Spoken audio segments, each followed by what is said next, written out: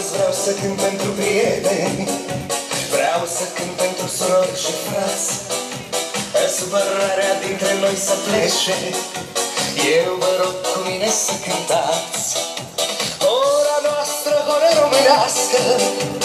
O cântăm și o dansăm mereu, veșnicia ei să ne unească și să ne aibă în pază Dumnezeu. Veșnicia ei să ne unească și să ne aibă în pază Dumnezeu. Hai la mulți ani și să uităm amarul și până la ziua să ne înveselim. Pentru prieteni azi ridic paharul, mai sus paharul, hai noroc și să trăim.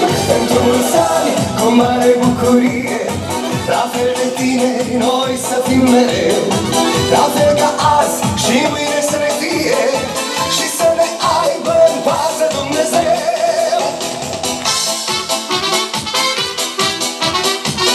La mulți ani tuturor și acolo în spate.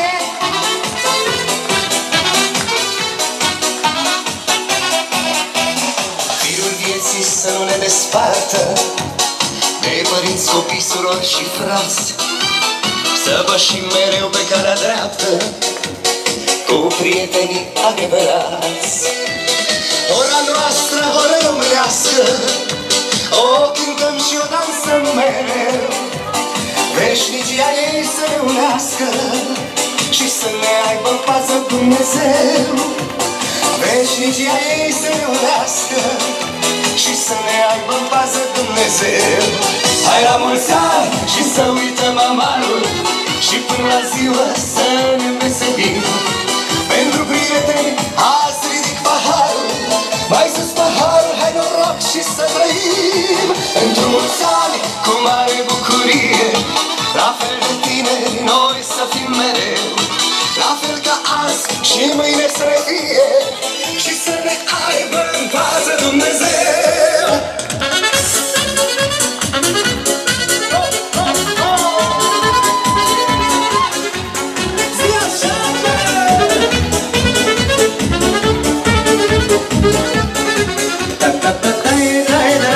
Deschide microfonul,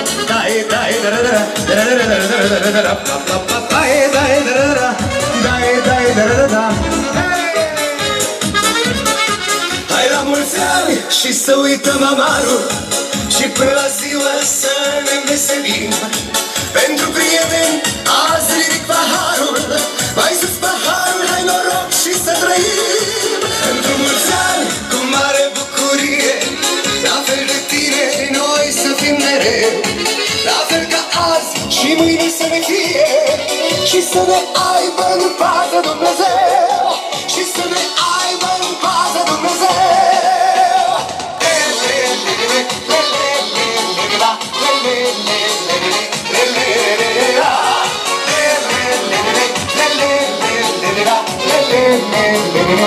Le